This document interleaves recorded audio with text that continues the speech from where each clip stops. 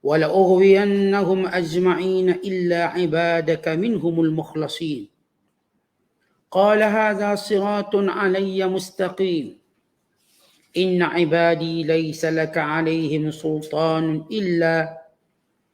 إلا من اتبعك من الغاوين وإن جهنم لموعدهم أجمعين لها 7 أبواب لكل باب منهم جزء مقسوم صدق الله العظيم. Dan sesungguhnya kami telah menciptakan manusia, yakni Adam, dari tanah liat yang kering, yang berasal dari tanah kental yang berubah warna dan baunya. Dan jin pula, kami jadikan dia sebelum itu dari angin api yang panasnya menyerap ke liang bulu roma.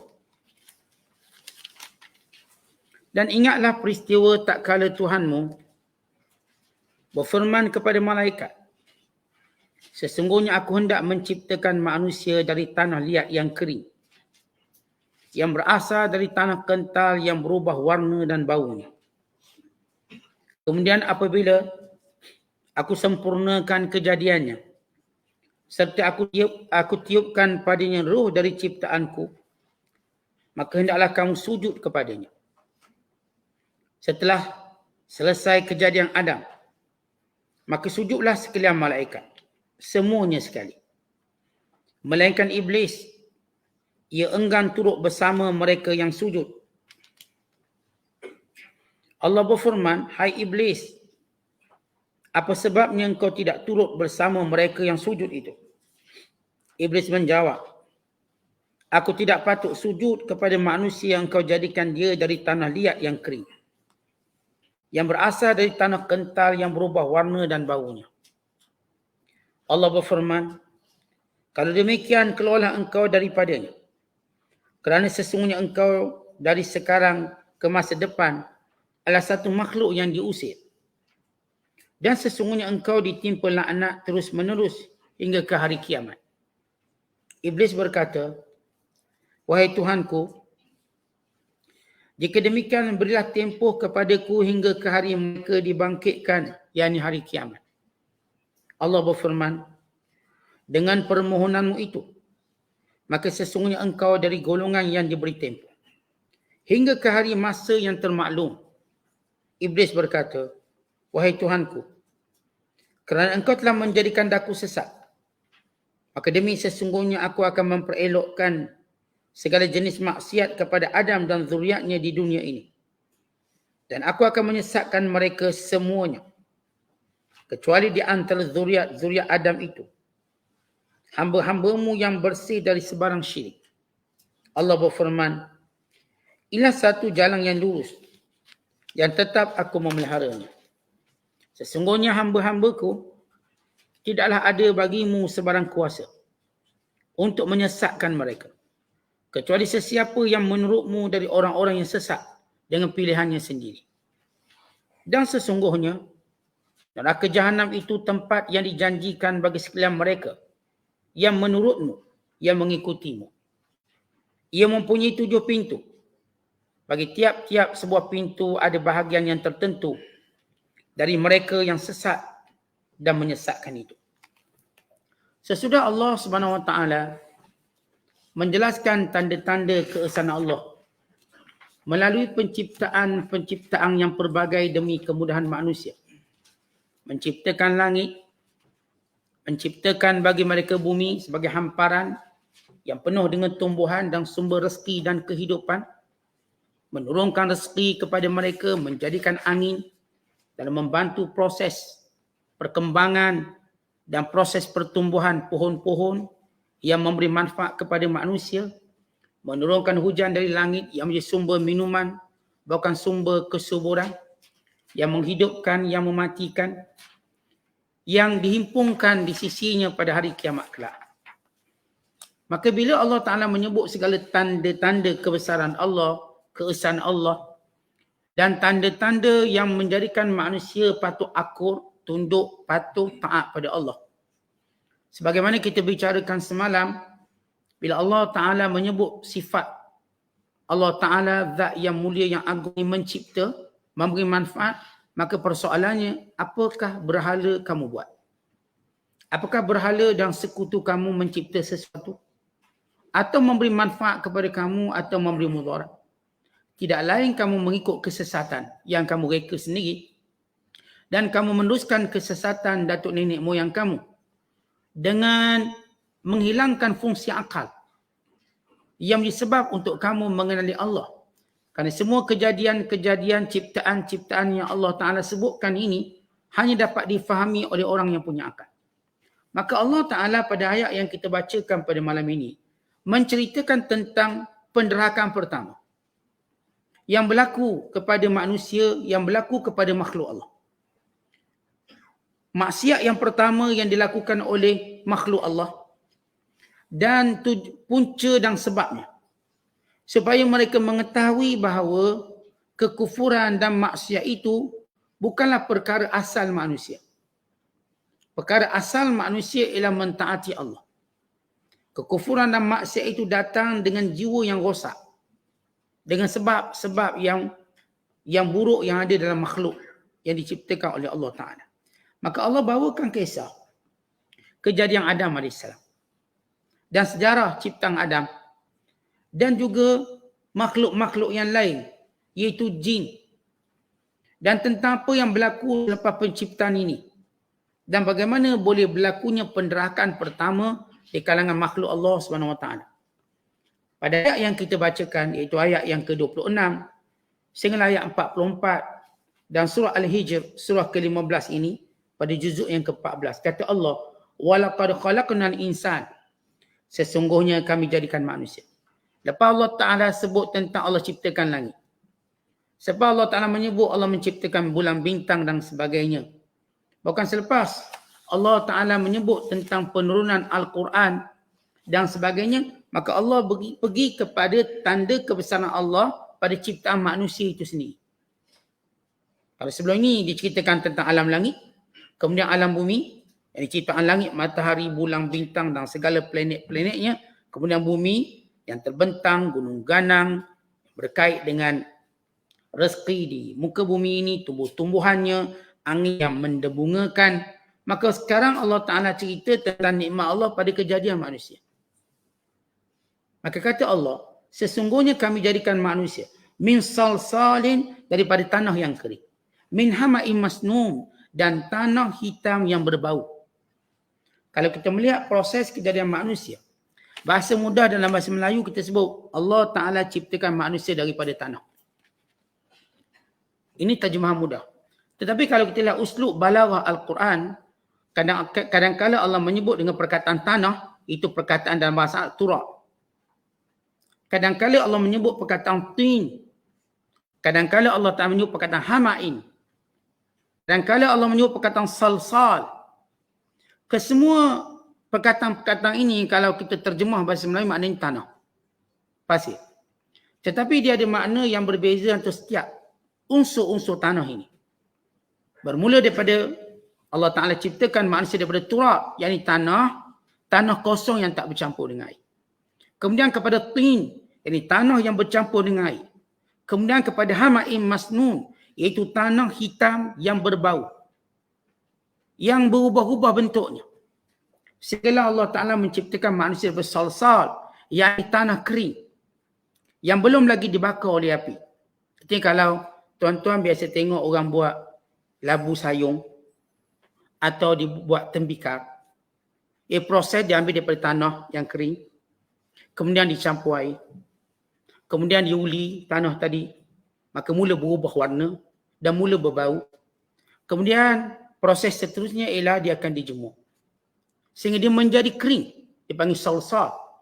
Kemudian dia akan dibakar dalam api, dibakar untuk jadikan dia lebih kukuh. Maka ini disebut sebagai fakhar, min salsalin kal fakhar. Fakhar kalau kita terjemah dalam bahasa Melayu kita, maknanya dia jadi tembikar ataupun labu sayur. Tengok dulu masa saya kecil-kecil, kita tengok filem negara keluarkan cara penghasilan labu sayur di Perak. Dia petunjuk daripada tanah dicari. Apa yang Allah Ta'ala sebut tentang Al-Quran, dalam Quran bagaimana manusia diciptakan. Daripada unsur tanah yang paling tidak bernilai, belum campur air. Turab. Belum campur apa-apa. Nak tunjuk betapa manusia ini daripada unsur yang paling bawah sekali. Dan unsur yang paling mudah sekali untuk binasa dan hancur. Sebab asal tanah yang kosong. Yang kita terbangkan angin tiup habis. Sebelum dia berat kerana campuran air. Sebelum dia jadi kukuh kerana ia dijemur dan kemudian dibakar. Maka itu proses manusia. Asalnya ialah manusia ini satu asal usul daripada benda yang amat rapuh. Supaya mereka yang sombong dan takabur tahu asal kamu daripada mana. Daripada mula datuk kamu Adam AS. Sehingga kemudian kamu yang diciptakan daripada saripati air mani. Yang juga sifatnya lemah. Sifatnya lembek. Sifatnya tak ada apa-apa. Bahkan berbau. Sebagaimana tanah tu berbau disebut asal kejadian Adam AS. Demikian juga selepas keturunan Adam daripada air mani yang juga sifatnya berbau. Busuk baunya. Supaya mereka sedar kesombongan apa yang mereka nak tunjukkan. Sedangkan mereka daripada unsur yang paling lemah, paling bawah, paling rendah. Bahkan paling mudah pecah dan hancur. Bahkan kita manusia jauh lebih cepat mati daripada makhluk-makhluk lain. Makhluk lain semua kalau jatuh tingkat ke 10 tak mati semua tu. Kita jatuh tangga boleh mati. Patah kaki. Patah kaki kita. Makhluk-makhluk lain ternyata lebih kuat pada manusia.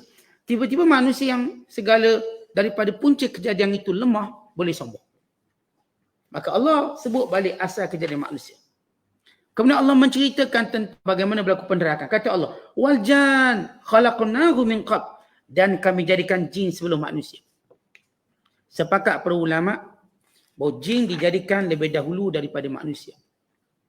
Kenapa jin dijadikan lebih dahulu daripada manusia? Apakah hikmah dan apakah sebabnya? Kerana kalau kita lihat ke mana malaikat bertanya kepada Allah SWT dengan pertanyaan bagaimana Allah Ta'ala nak ciptakan makhluk yang bernama Adam yang akan menjaga bumi ini. Sedangkan ciptaan yang sama seperti Adam dari sudut nafsu, akal dan sebagainya, yakni jin yang telah diciptakan lebih dahulu yang mendiami bumi lalu mereka melakukan kerosakan. Maka malaikat bimbang bila Allah ciptakan manusia kerana perangai mereka, kerana kejadian dari sudut sifat. Walaupun unsur kejadian berbeza. Sifat sama. Emosi dia, pemarah, penyayang, suka berperang, suka berbalah. Maka emosi jin dengan emosi manusia sama, cuma dari sudut khilqah ataupun unsur penciptaan berbeza. Tapi sifat sama. Kalau jin ada sifat kasih sayang, manusia pun ada kasih sayang. Maka jin pun berkahwin, manusia berkahwin. Kalau kita ada sifat sayang anak-anak, jin pun ada sifat sayang anak-anak. Kalau kita manusia ada nafsu, nak makan, nak minum, nak tidur, jin pun makan, minum dan tidur. Dia ada juga jin datang kuliah pun tidur, jin tidur. Bukan orang je tidur. Kerana jin punya emosi yang sama dengan manusia. Cuma beza unsur kejadian. Kerana itu bila malaikat, bila Allah Ta'ala memberitahu akan diciptakan manusia, inni ja'ilun fil ardi khalifah. Lalu malaikat berkata, qalu ataj'alu fiha man yufsidu fiha wa yasfiku dima. Apakah engkau ya Allah hendak menjadikan makhluk yang akan berperang, berbalah, menumpahkan darah? Sedangkan kami bertasbih, memujimu. Turunkan kami sebagai khalifah. Bagaimana para malaikat tahu? Sedangkan Adam belum diciptakan. Kerana malaikat sudah melihat jin-jin yang diciptakan melakukan kerosakan di muka bumi, sehingga Allah memerintahkan malaikat menghalau mereka daripada bumi untuk mendiami pulau-pulau. Sehingga bumi menjadi milik kepada manusia secara mutlak. Sehingga jin ni, dia tak ada tempat dia berhak duduk atas bumi ni. Dia kesalahan silam dan lampau. Artinya, jin tak boleh keling mana-mana tempat, ini tempat dia, manusia tak boleh kacau. Bahkan di mana manusia duduk, jin kena lari. Kalau hutang itu digondolkan, dijadikan penempatan perumahan, jin kena lari. Jin kena keluar. Dan Allah berikan kekuatan pada manusia untuk menghalau jin. Dan Allah tak beri kekuatan pada jin untuk halau manusia. Ada dengar ada rumah, sedua rumah berhantu, maka dia halau manusia. Ya dihalau yang takut tu, yang berani pula datang. Dia tak boleh halau, tapi manusia boleh halau jin. Manusia boleh halau jin keluar sejauh-jauh tempat. Sebab Allah jadikan bumi ini untuk manusia. Kan itu kita tak akan dengar jin boleh halau manusia. Kalaupun tuan-tuan dengar satu dua rumah yang mungkin tuan rumah tak berani duduk dan sebagainya, ya mungkin tuan rumah tu yang takut atau sebagainya, tapi akan ada orang yang duduk dan halau dia. Akhirnya penagai dadah halau dia, penagai dadah. Maka dia pakai duduk lepak ramai-ramai. Lari semua jin. Sebab memang Allah jadikan haqiyah maksudnya keutamaan pemilikan. Sebab tu manusia ada kuasa halau jin. Punya kuasa autoriti, siapa bagi Allah? Kan Allah menyatakan inni ja'ilun fil ardi khalifah. Aku jadikan manusia itu sebagai khalifah, bukan jin. Setengah riwayat daripada Ibn Abbas menyatakan jin diciptakan dahulu daripada manusia 2000 tahun. Mereka lebih dahulu daripada kita 2000 tahun. Bukan jin mempunyai umur yang lebih panjang pada manusia, tetapi mereka tetap mati, mereka tetap sakit sebagaimana manusia. Cuma keistimewaan umurnya mungkin lebih panjang. Umurnya mungkin lebih panjang, tapi mereka mati. Yang sebenarnya kita sebut dalam kuliah sebelum ini, yang tak mati cuma iblis. Dan iblis di kalangan jin, sebagaimana Allah sebut dalam Quran. Kana minal jin. Adalah iblis itu di kalangan jin. Fafasaqa min amri rabbih. Dan dia melanggar perintah Allah. Kata Allah, wal jan dan jin. Khalaqnahu, kami jadikannya. Min qab, sebelum manusia. Min naris samum, daripada api. Yang tidak punya asap. Jadi api itu bukan kita katakan asap api. Api itu sendiri. Diciptakan jin. Dia sebut dalam hadis daripada Aisyah radhiyallahu ta'ala anha. Khuliqatil malaikatu min nur. Atau khalaqtul malaikata min nur. Wa khalaqtul jan min marijin min nar. Wa khuliqa adam mimma usifa lakum. Aku menjadikan malaikat daripada cahaya. Dan aku jadikan jin daripada api. Dan dijadikan Adam sebagaimana disifatkan padamu, yakni daripada tanah. Melalui proses-proses tanah tadi yang saya sebut tentang macam mana nak buat labu sayur dan sebagainya. Proses tanah tadi daripada tanah kosong, tanah itu bercampur dengan air, kemudian bertukar menjadi kehitaman. Bila dah gaul dengan air, dia akan berubah warna dan berubah baunya. Kemudian dia mula lepas dicampur air, dia dikeringkan, jadi kering. Kemudian ia dibakar, dibentuk tadi. Dibentuk sehinggalah menjadi Adam AS. Kemudian keturunannya pula berkembang biak dengan air mani. Tapi Adam daripada tanah. Bila Nabi SAW menyatakan, kullukum min Adam. Wa Adam min turab. Semua kamu daripada Adam. Dan Adam daripada tanah. Ya, walaupun kita kata kita kan daripada mani. Ya, itu selepas perkembangan. Tapi asal usul kamu. Umpama kita ginilah tuan-tuan, walaupun kita duduk negeri ni lama, puluhan tahun, kita kata moyang kita ni berasal daripada tanah seberang, daripada sini. Kita akan sebut moyang kita pada tanah asalnya, tempat asal. Sama juga Adam, asalnya daripada tanah. Manakala kita berkembang biak dengan air mani. Mimma'im mahin, kata Allah dalam ayat yang banyak, daripada air yang hina. Ma' mahin, air yang hina. Kenapa? Air ni tak ada orang nak tengok, tak ada orang nak pandang. Air ni tak ada orang yang kita katakan dan kata lain, tiada penghormatan pada air ini. Melainkan selepas dia jadi manusia, maka ada penghormatan. Pada manusia barulah orang hormat kita. Barulah dia ada nama. Barulah dipanggil dengan mesra, dengan kasih sayang, dengan penghormatan, diberi pangkat, Datuk, Tan Sri, Datuk Sri. Waktu dia ada air mani, dia tak ada apa-apa penghormatan. Dia tak jadi apa-apa. Wa idh qala rabbuka lil malaikah. Dan ingatlah ketika Tuhanmu berkata pada malaikat, Inni khalikum basharam min salsalim min hama'im masnun. Aku akan jadikan manusia daripada tanah yang kering dan tanah hitam yang berbau, yang busuk baunya. Fa iza sawaituhu, dan bila mana aku menyempurnakannya menjadi manusia, wa nafaqtu fihi, dan aku meniup padanya min ruhi, daripada roh ciptaanku, faqa'u lahu sajidin, maka kesemua para malaikat tunduk sujud menghormati ciptaan Allah Subhanahu Wa Taala, menghormati Nabi Allah Adam AS sebagaimana Allah Taala perintahkan.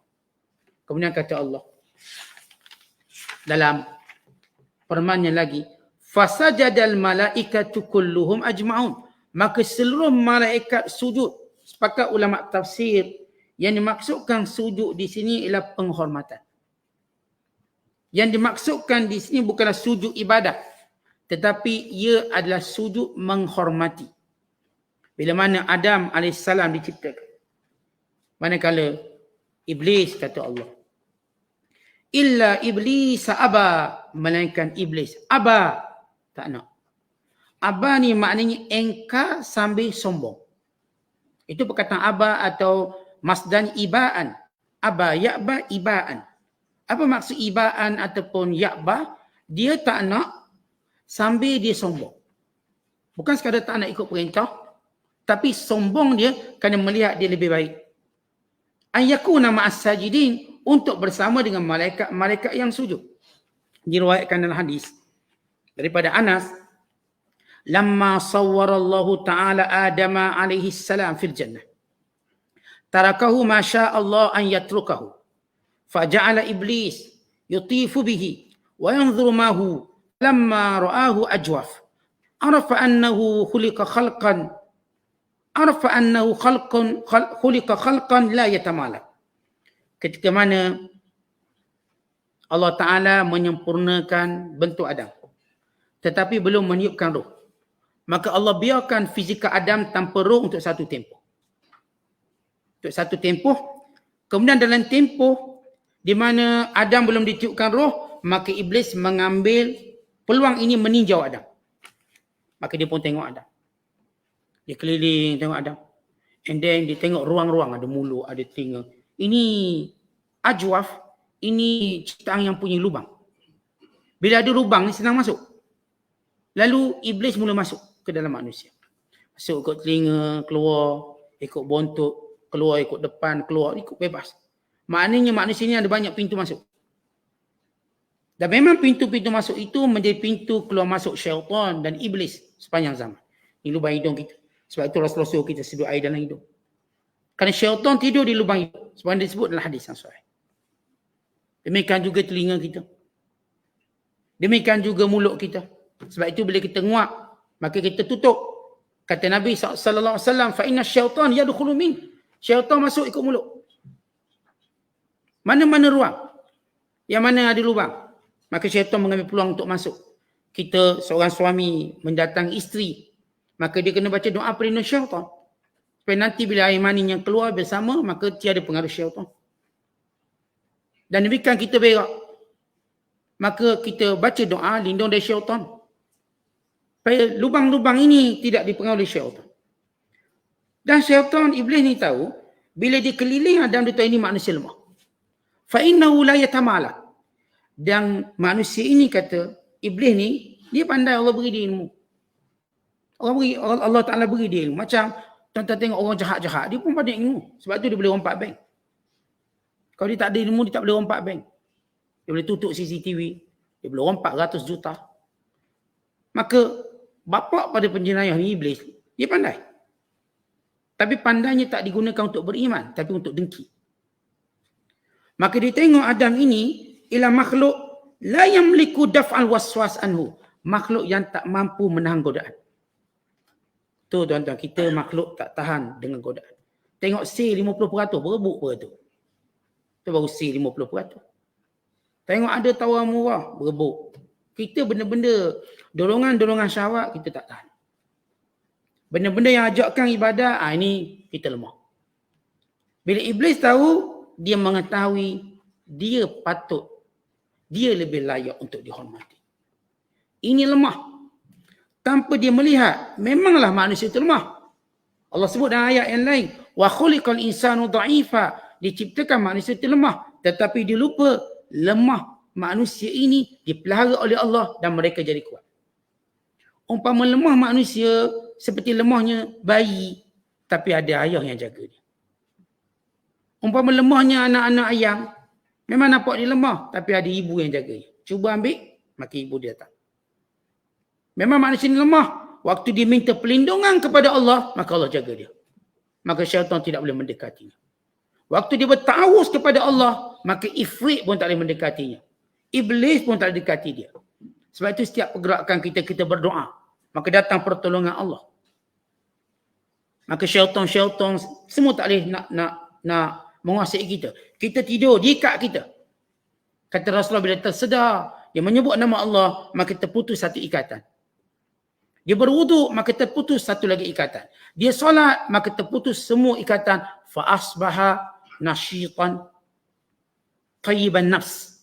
Maka jadilah dia pada pagi itu cergas dan mood yang baik. Bayangkan tuan-tuan, syaitan waktu kita tidur, diikat kita kemas-kemas. Supaya kita tak boleh bangun subuh. Bila dengar bang, dikencingnya telinga kita. Ini semua lubang-lubang yang ditahu kelemahan. Lubang telinga dia tahu kelemahan, lubang hidung dia tahu kelemahan, lubang kemaluan dia tahu kelemahan. Semua lubang-lubang yang ada pada kita, syaitan masuk. Dan dia mengetahui kelemahan. Dan kita mengetahui bagaimana mempertahankannya. Kita tahu bagaimana mempertahankannya. Dengan doa, dengan perlindungan. Maka syaitan kencing waktu kita tidur. Sampai kita tak dengar azan. Itu mula-mula dengar Allahu Akbar, lepas tu habis dah. Tok Bilal ni azan sekerat ke apa? Bukan. Kita dikencing oleh syaitan. Bila Rasulullah diceritakan seorang lelaki tak bangun subuh. Kata Rasulullah apa? Zakar rajul bala syaitan fi udhunai. Lelaki itu sudah dikencing oleh syaitan. Kita bayangkan siapa tak dengar azan. Mula-mula kan dengar azan. Orang kalau mula azan Allahu Akbar, kita pasti dengar. Sebab syaitan pun terkejut dengan azan. Tapi dia cepat-cepat dodolkan kita balik. Supaya kita tidur, lalu kita tak dengar lagi lafaz. Kalau kita bernasib baik, dengar iqamah. Kalau bernasib baik. Kalau kita tak nasib baik, mungkin matahari dah terbit baru kita bangun. Maka itulah menjadi kegembiraan syaitan. Baik, kembali pada ayat kita. Qala ya iblis, Allah berfirman, wahai iblis, malaka, apa benda kamu ni? Malaka, apa benda? Kenapa? Bahasa ni kasar, malak. Orang Arab pun cakap, malaka anta. Mu ni apa benda ni? Malaka anta. Atau mabika, dah kenapa? Malak, dah apa benda kamu ni iblis? Allah takuna ma'as sajidin. Yang kamu tak sujud tu kenapa? Qal, iblis kata, lam akun li asjuda, aku tak akan sujud. Li basharin, kepada manusia. Khalaqtahu, yang engkau ciptakan, min salsalin, daripada tanah kering. Min hama'in masnun, tanah hitam yang berbau busuk. Kerana iblis menyangka dalam kias fasik dia api berada di atas.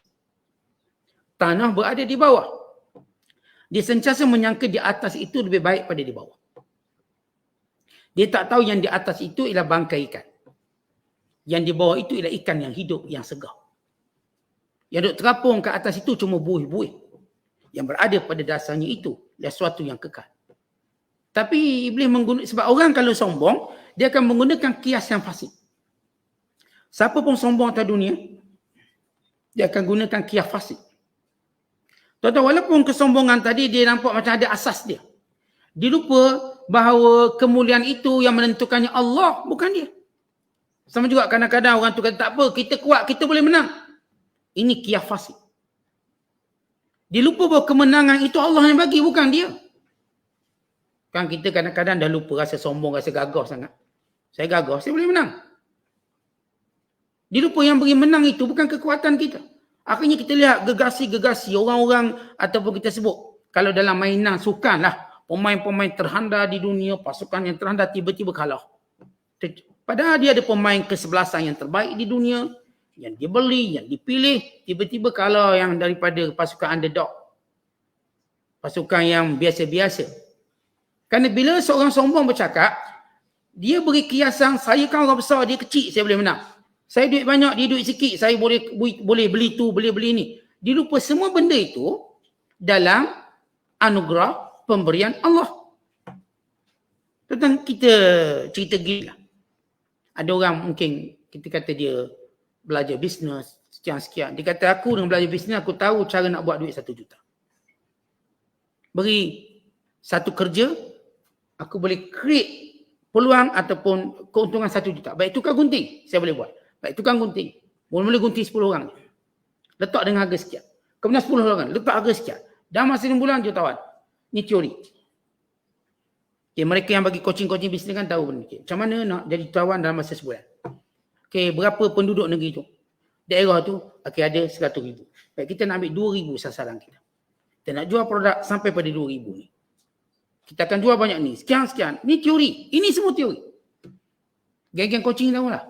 Dia teori, akhirnya dia kata, okay, dapat 2 juta, 3 juta, senang-senang je. Tapi teori memang macam tu. Dan datang kesombongan kita rasa boleh buat. Datang realiti, tak boleh buat. Makcik yang tak coaching ni, makcik ni jutawan. Jual nasi dagang, kepala ikan air, jutawan. Dia tak pernah coaching. Dia maghrib pergi masjid. Ngaji Quran, akhir jutawan. Dia jual kupuk lekor je. Getir-getir kupuk lekor, jutawan. Tak pernah masuk kelas. Darjah 1, darjah 6 je. Itu pun banyak tak pergi sekolah pada pergi sekolah. Akhir jutawan. Tak pernah ambil bisnes ni. Tak pernah ambil subjek bisnes. Maka apa cerita, macam mana kita nak tahu? Macam mana kita nak hukum benda ni? Sebab tu bila Iblis beri kiasan, aku lebih baik. Siapa yang menentukan siapa lebih baik? Allah. Tuan-tuan, siapa berani kalau kita kata saya lebih baik daripada dia? Baik, siapa yang tentukan kamu lebih baik? Saya lah. Kamu bohong. Bukan kita yang tentukan siapa lebih baik. Allah.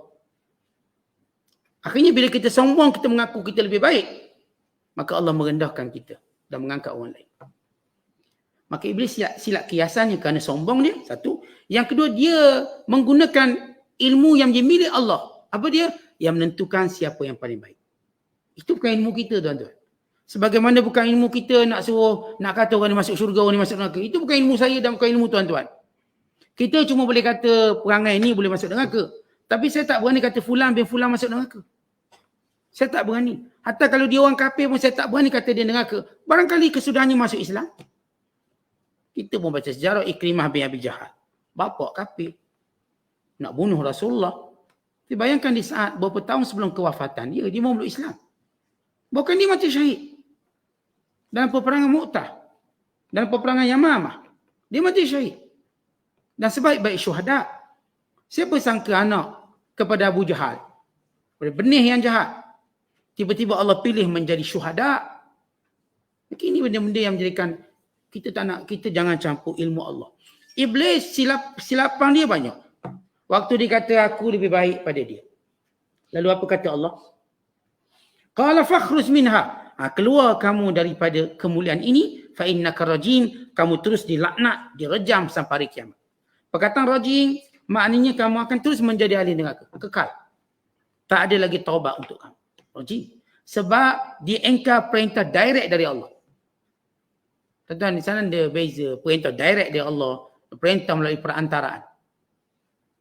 Direct daripada Allah satu jenayah yang paling besar sekali. Kita gini, kalau kita ambil contoh lah. Saya ayah, saya cakap ke anak sulung saya. Cakap dengan adik, jangan main. Kalau pergi surau, jangan main. Adik ni kalau dia lawan abang, dia macam lawan saya juga. Tapi dia bukan direct saya. Kalau saya pergi saya jumpa adik, jangan main dalam surau. Beza atau tidak? Beza.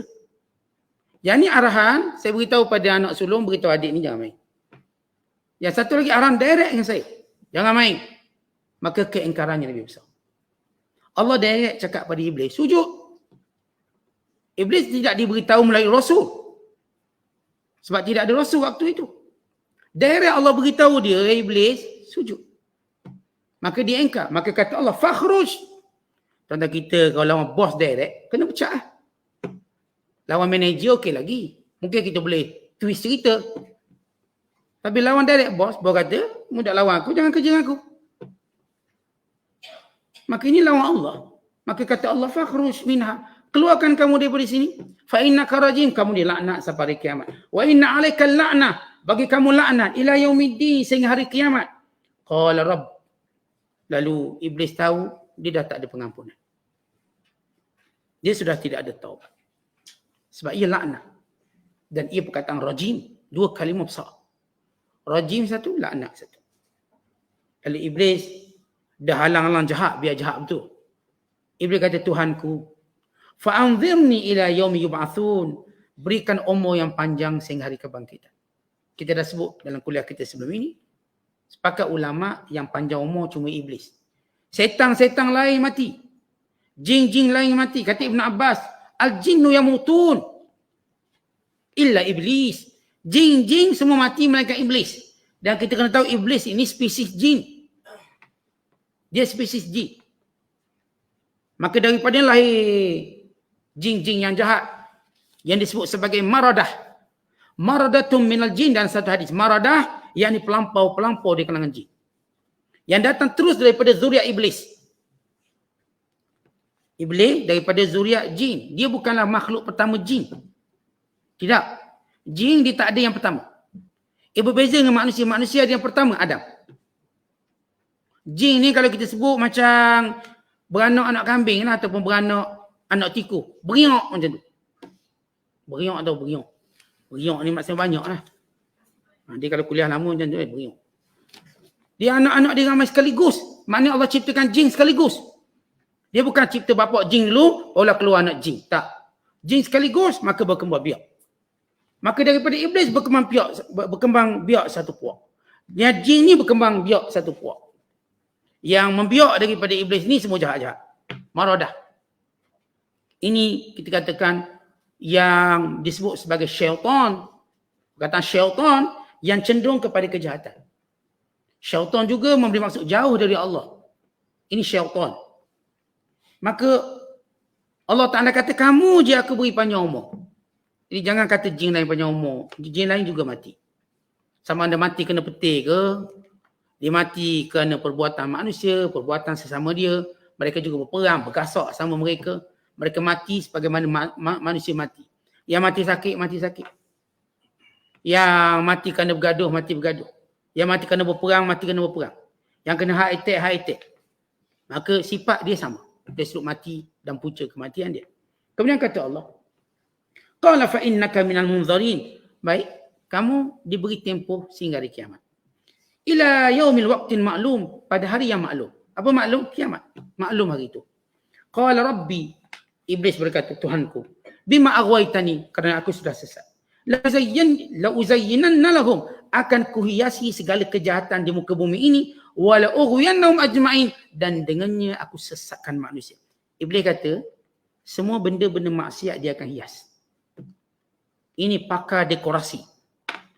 Tuan-tuan kalau tahu external designer ataupun yang kita katakan yang designer dalam mang luar ni kan, daripada rumah buruk dia makeover, dia bentuk balik jadi lawa cantik. Macam hotel 5 star dia buat. Itu belum hebat berbanding iblis. Dijadikan maksiat tadi, walau nampak buruk, memalukan, indah. Tuan-tuan, zina memalukan. Berketurunan malu. Lahir pula anak luar nikah. Siapa nak ngaku? Teruk.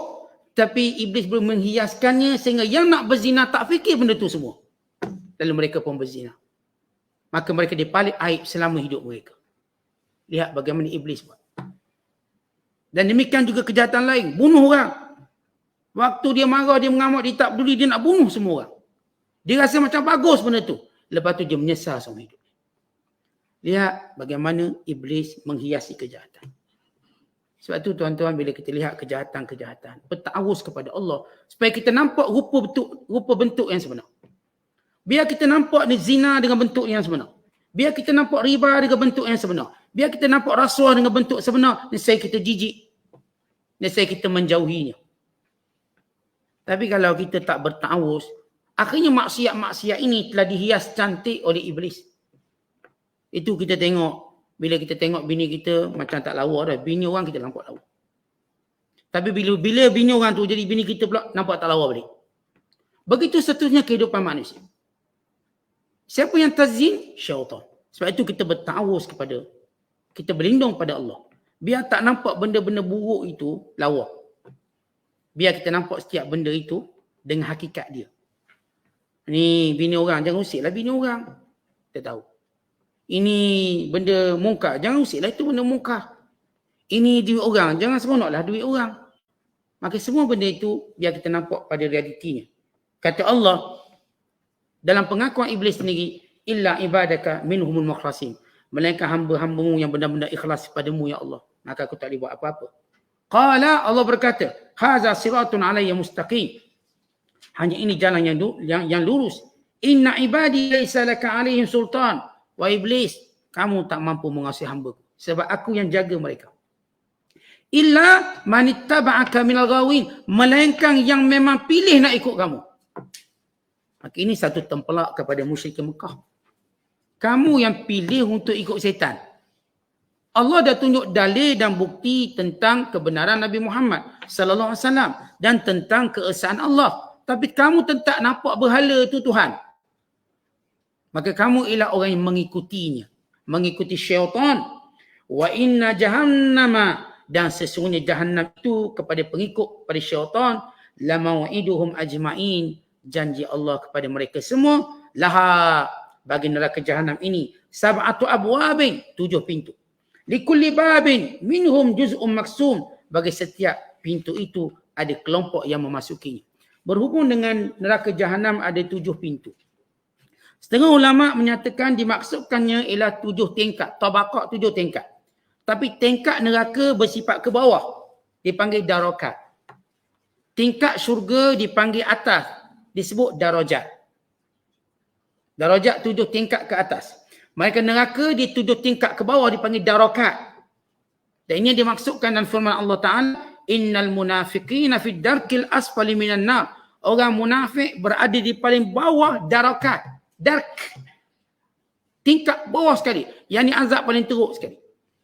Pendapat kedua menyatakan yang dimaksudkan 7 pintu bukanlah darajat ataupun darakat, tetapi ialah 7 jenis neraka. Yang pertama neraka jahannam, yang kedua neraka lava, yang ketiga neraka hutamah, yang keempat neraka sa'id, yang kelima neraka sakar, yang keenam neraka jahim, yang ketujuh neraka hawiyah. Kata Imam Dhahhak, bagi orang Islam yang menderhaka, maka dia akan mendiami neraka jahannam. Mana-mana orang Islam buat jahat. Yang minum arak, yang judi, yang makan rasuah, yang makan riba. Maka tempat dia, kalau Allah nak azab dia, kalau Allah nak azab, ya Allah boleh azab dia, Allah boleh ampunkan dia. Berdasarkan hadis yang sahih.